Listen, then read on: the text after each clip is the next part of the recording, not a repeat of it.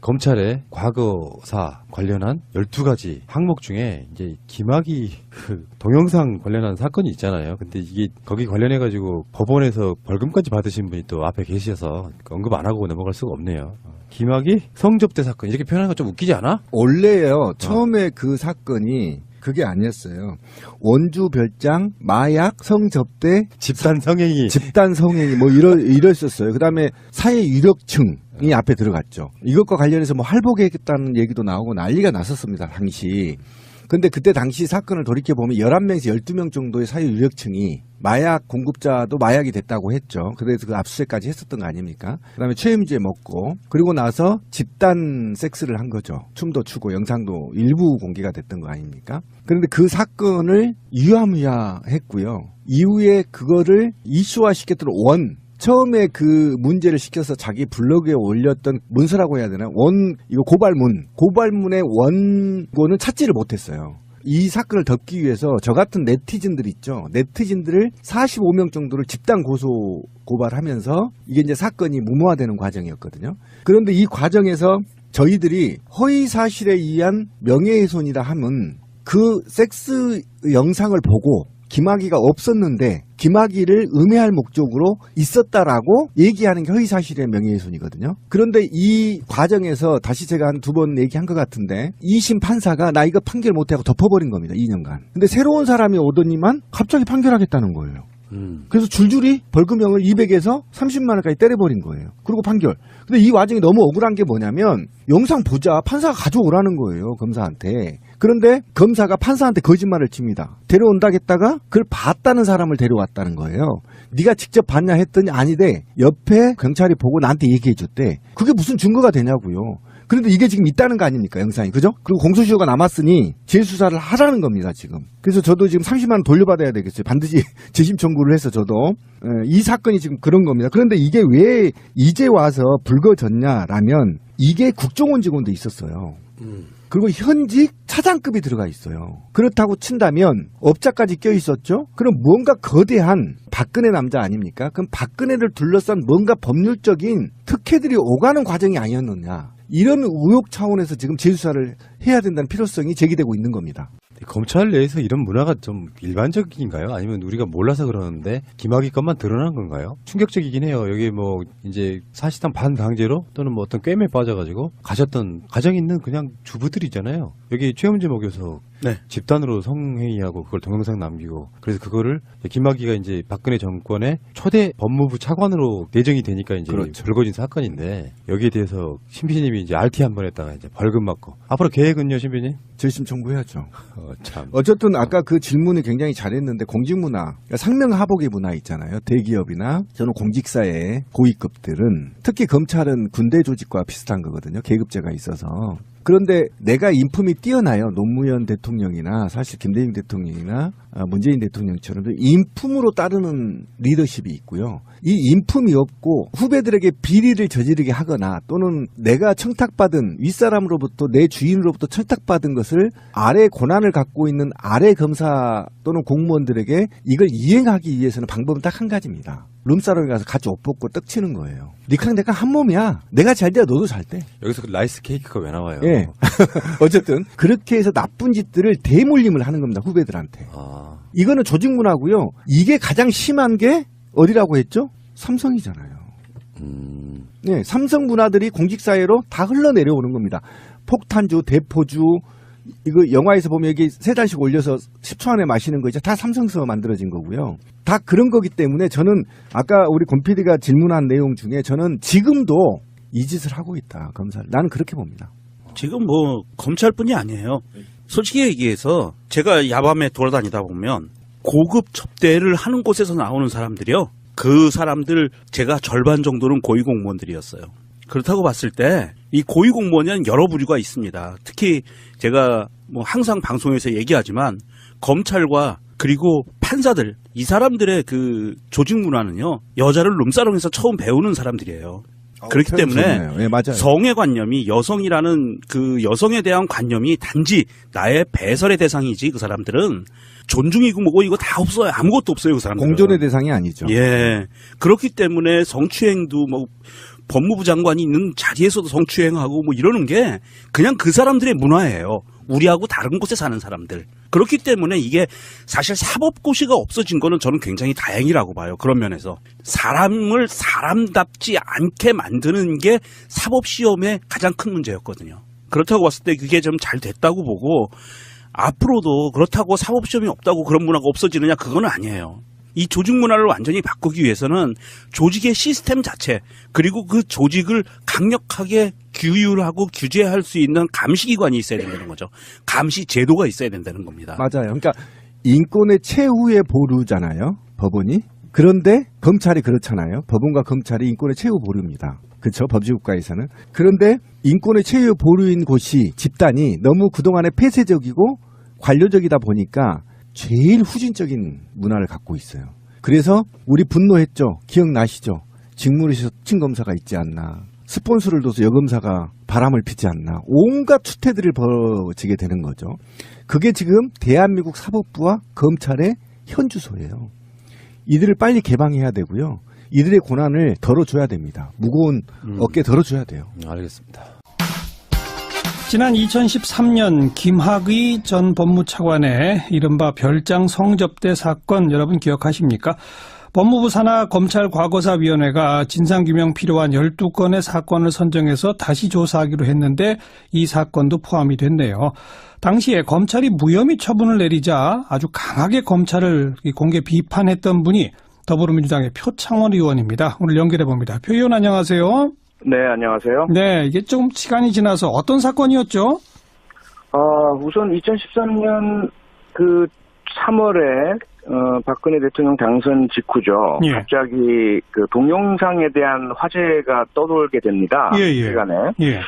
서초경찰서의 고소사건에서 확보된 CD 속 영상에 그 상당히 좀 난잡한 성적인 그 행위들이 나오고 예. 그것이 성접대다라고 하면서 그 누구냐 이렇게 되면서 사실 많은 분들이 거명이 됐었어요. 네. 이 영상 중 일부 유출돼서. 예. 그래서 많은 분이 내가 아니다라고 하면서 이제 그 뭐 고소도 한다 명예훼손이다 이렇게 하시다가 그것이 예. 이제 김학의 법무차관이라는 지목이 이루어지면서 아하. 경찰에서도 국가수 분석 등을 통해서 확인을 했죠. 본인을 확인을 하고요. 네. 그리고 나서 문제가 이제 이것이 과연 접대냐 예. 아니면 성폭행이냐 네. 이런 이제 문제가 제기가 됐는데 검찰에서 그 모두를 다 덮어버리고 증거 불충분하다. 본인 여부도 확인하기 어렵다. 예. 이렇게 되면서 국민들의 분노를 샀던 사건이었죠. 경찰은 동영상 원본 확보해서 국가수나 민간연구소 분석까지 다 했었죠? 다 했죠. 민간연구소 분석도 다 하고요. 영상 속 인물의 동일성 여부를 확인하는 모든 종류의 분석을 다 했습니다. 그래서 김학의 전 차관인 것 같다라고 경찰은 결론을 내렸던 겁니까? 네, 경찰은 결론을 내렸고 그래서 기소 의견으로 검찰 송치를 했고요. 네. 그리고 결국은 김학의 전 차관도 본인이라는 것 자체는 이제 종국에는 수긍하는 상황이 됐고요. 예. 그런데 초기에 그것을 거부하면서 증거 불충분이 되고 피해자분들이 처음에는 안 나섰었죠. 예. 그래서 피해자를 특정할 수 없다. 예. 그러므로 이제 이 사건 자체에 피해 입증을 못한다라고 하면서 무혐의로 검찰이 종결하는 사건이었습니다. 그런데 그 다음 해에 그 네. 동영상 속 여인이 나다라고 하면서 네. 직접 김학의 전 차관을 고소까지 하지 않았나요? 그렇습니다. 2014년 7월이었죠, 아마. 더 이상 견디지 못하고 그 피해자분이 고소했는데요. 예. 사실은 그 전에 2013년 그 검찰의 무혐의 결정 이전에 예. 청와대에 이분이 민원 제기를 합니다. 예.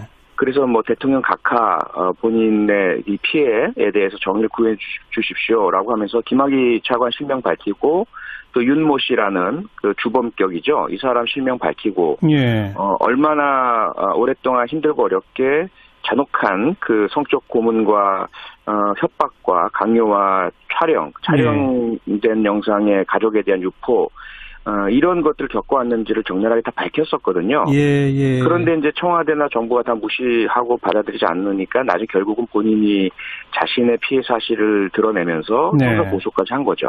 그렇게 해서 고소까지 했는데 검찰이 또 수사한 결과 그것도 또 무혐의라면서요? 네, 검찰이 계속 그 피해자의 진술에 따르면 합의를 종용했다고 하고요. 어허. 그 당시만 해도 그 성범죄는 친고죄였기 때문에 네. 피해자가 합의를 받아들이고 고소 취하를 해주면 없었던 일이 되니까요. 예. 그런데 계속 합의를 받아들이지 않고 계속 고소 의사를 밝히니까 예. 검찰이 이 피해자의 진정성 그리고 피해 사실에 대한 입증의 어려움 이런 것들 내세우면서 어허. 결국은 입증되지 않았다라고 무혐의로 덮어버렸죠. 예. 아니, 본인이 직접 그 사람한테 이런 성접대 내지는 성폭행을 당했다라고 주장을 하는데도 무혐의가 났다 이거죠? 간단히 말하면? 예, 그리고 말이 안 되는 게 만약에 그것이 사실이 아니면 이 여성분은 무고죄로 역고소를 그렇죠. 당해야 합니다. 그렇죠. 그런데 무고죄 고소도 없었고요. 그냥 입증되지 않았고 확인할 수 없다라고 하면서 이것도 저것도 아닌 것. 이것은 성범죄 사건에서 있을 수 없는 일이거든요. 예, 예. 얼마 전에 우리가 그 박유천 씨였던가요? 유명 연예인과 예. 관련된 성추행 예. 문제에 있어서 예. 피해 여성이 무고죄로 입건되는 일이 발생했죠. 그렇죠. 왜냐하면 이쪽 아니면 저쪽일 수밖에 없는 게 성범죄의 특성이기 때문인데 네. 그 기본적 원칙 자체를 무시해버렸죠, 검찰이. 네.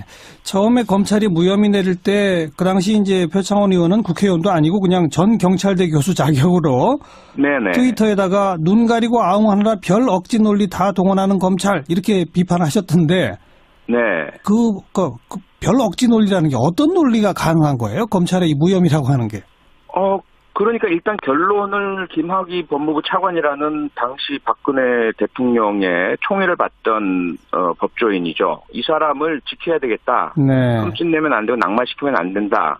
뭐 이미 법무차관에서 물러났지만 그 이후에도 계속 어떤 자리든 갈 수 있으니까요. 예. 그 결론을 내린 상태에서 어떻게 해야 과연 이렇게 동영상도 나오고 피해자 진술도 나온 것을 무마시킬 수 있을까?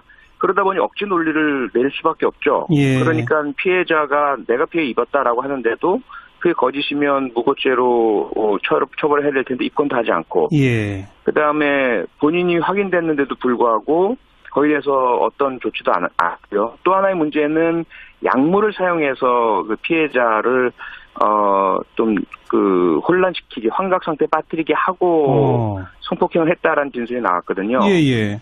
그리고 그 사실 자체가 약물을 판 그 약물 마약 공급업자가 교도소 안에서 인정을 했습니다. 아하. 그랬는데도 불구하고 이것마저도 검찰이 도저히 이해할 수 없는 주장이죠. 예. 그런 주장을 피해자가 받아들이지 않기 때문에 그 피의자가 김학의가 예. 약물 제공한 자가 또 윤 씨가 받아들이지 않으니까 약물 제공한 자가 제공했다고 해도 그건 사실이 입증되지 않는다. 이렇게 이제 말도 안 되는 억지 논리들을 계속 내세웠던 거죠. 네. 지금 말한 윤 씨가 이제 건설업자 윤중천 씨고요. 네, 맞습니다. 네. 피해 여성들은 윤 씨가 강제로 약을 먹이고 강간도 하고 계속해서 이 동영상 촬영해서 가족들한테 유포하고 성적으로 사육당했다는 식의 표현들을 쓰던데 맞습니다. 당시 네. 윤중천 씨도 그와 관련해서는 어떤 처벌 받은 게 없는 거죠? 징역 1년에 집행유예 2년. 집행유예로 나왔죠. 네. 가장 가벼운 부분만 인정을 해서 예. 만약에 윤중천 씨가 중형을 받으면 혼자 들어가지 않기 위해서 또 불 거기 때문에 네. 김학의 차관뿐만 아니라 많은 관계, 재계, 정계, 유력 인사가 있다라는 이야기들이 나왔었거든요. 아하. 그러다 보니까 이제 윤중천 씨에게 그냥 무혐의를 해주면 사회적 반향이 클 테니까 예.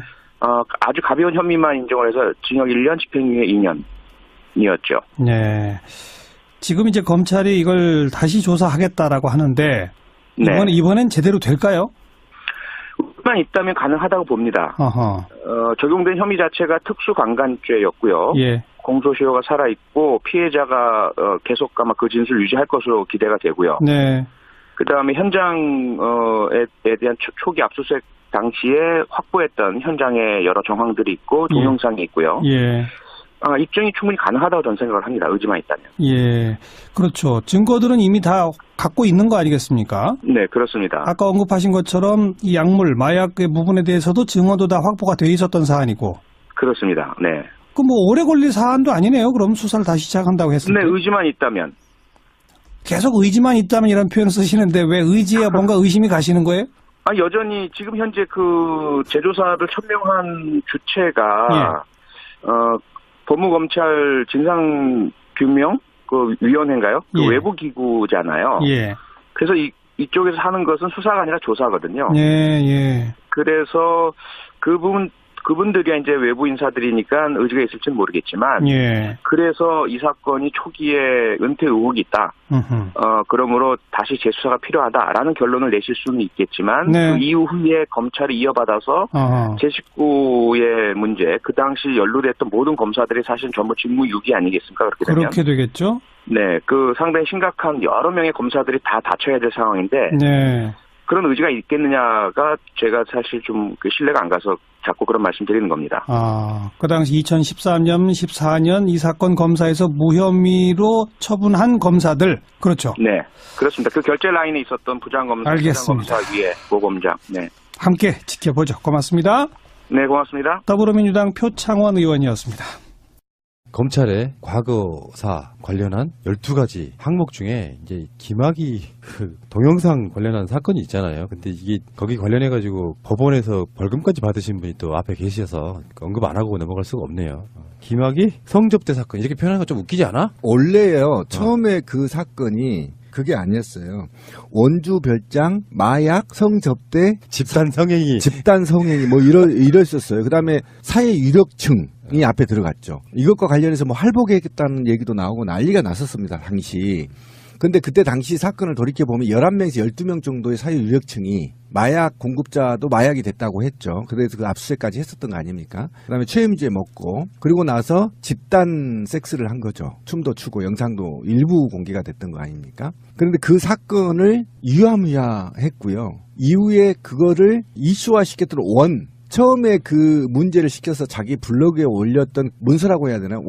이거 고발문의 원고는 찾지를 못했어요. 이 사건을 덮기 위해서 저 같은 네티즌들 있죠. 네티즌들을 45명 정도를 집단 고발하면서 이게 이제 또는 공무원들에게 이걸 이행하기 위해서는 방법은 딱 한 가지입니다. 룸사롱에 가서 같이 옷 벗고 떡 치는 거예요. 니랑 내가 한 몸이야. 내가 잘 돼야 너도 잘 돼. 여기서 그 라이스 케이크가 왜 나와요? 예. 어쨌든 그렇게 해서 나쁜 짓들을 대물림을 하는 겁니다. 후배들한테. 아, 이거는 조직 문화고요. 이게 가장 심한 게 어디라고 했죠? 삼성이잖아요. 네, 삼성 문화들이 공직사회로 다 흘러내려오는 겁니다. 폭탄주, 대포주, 이거 영화에서 보면 여기 3잔씩 올려서 10초 안에 마시는 거 있죠. 다 삼성서 만들어진 거고요. 다 그런 거기 때문에 저는 아까 우리 권 PD가 질문한 내용 중에 저는 지금도 이 짓을 하고 있다. 검사. 나는 그렇게 봅니다. 지금 뭐 검찰뿐이 아니에요.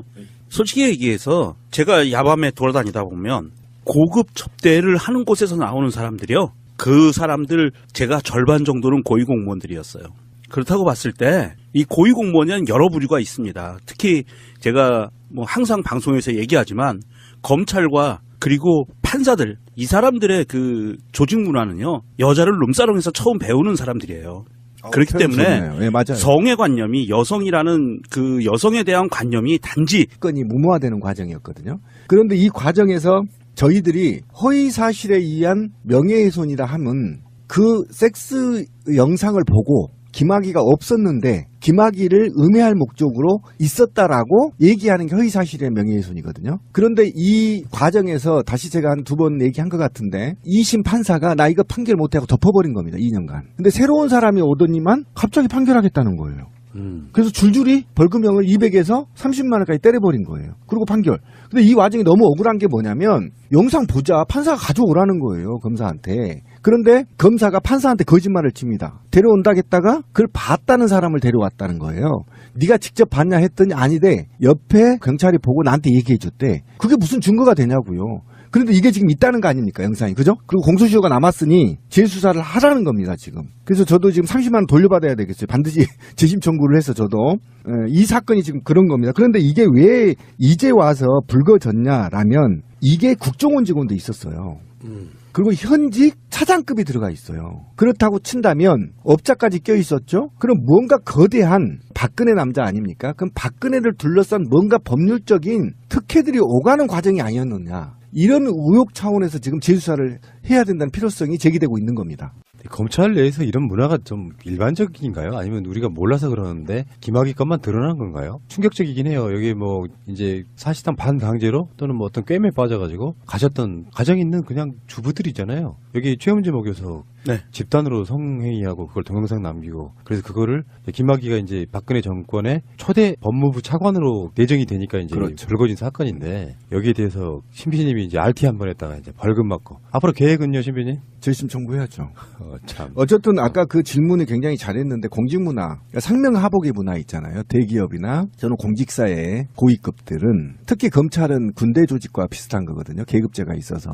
그런데 내가 인품이 뛰어나요. 노무현 대통령이나 사실 김대중 대통령이나 문재인 대통령처럼 인품으로 따르는 리더십이 있고요. 이 인품이 없고 후배들에게 비리를 저지르게 하거나 또는 내가 청탁받은 윗사람으로부터 내 주인으로부터 청탁받은 것을 아래 권한을 갖고 있는 아래 검사 나의 배설의 대상이지 그 사람들은 존중이고 뭐고 이거 다 없어요. 아무것도 없어요 그 사람들은. 공존의 대상이 아니죠. 예. 그렇기 때문에 성추행도 뭐 법무부 장관이 있는 자리에서도 성추행하고 뭐 이러는 게 그냥 그 사람들의 문화예요. 우리하고 다른 곳에 사는 사람들. 그렇기 때문에 이게 사실 사법고시가 없어진 거는 저는 굉장히 다행이라고 봐요. 그런 면에서. 사람을 사람답지 않게 만드는 게 사법시험의 가장 큰 문제였거든요. 그렇다고 봤을 때 그게 좀 잘 됐다고 보고 앞으로도 그렇다고 사법시험이 없다고 그런 문화가 없어지느냐 그건 아니에요. 이 조직 문화를 완전히 바꾸기 위해서는 조직의 시스템 자체 그리고 그 조직을 강력하게 규율하고 규제할 수 있는 감시기관이 있어야 된다는 거죠. 감시 제도가 있어야 된다는 겁니다. 맞아요. 그러니까 인권의 최후의 보루잖아요. 법원이. 그런데 검찰이 그렇잖아요. 법원과 검찰이 인권의 최후 보루입니다. 그렇죠. 법치국가에서는. 그런데 인권의 최후 보루인 곳이 집단이 너무 그동안에 폐쇄적이고 관료적이다 보니까 제일 후진적인 문화를 갖고 있어요. 그래서 우리 분노했죠. 기억나시죠?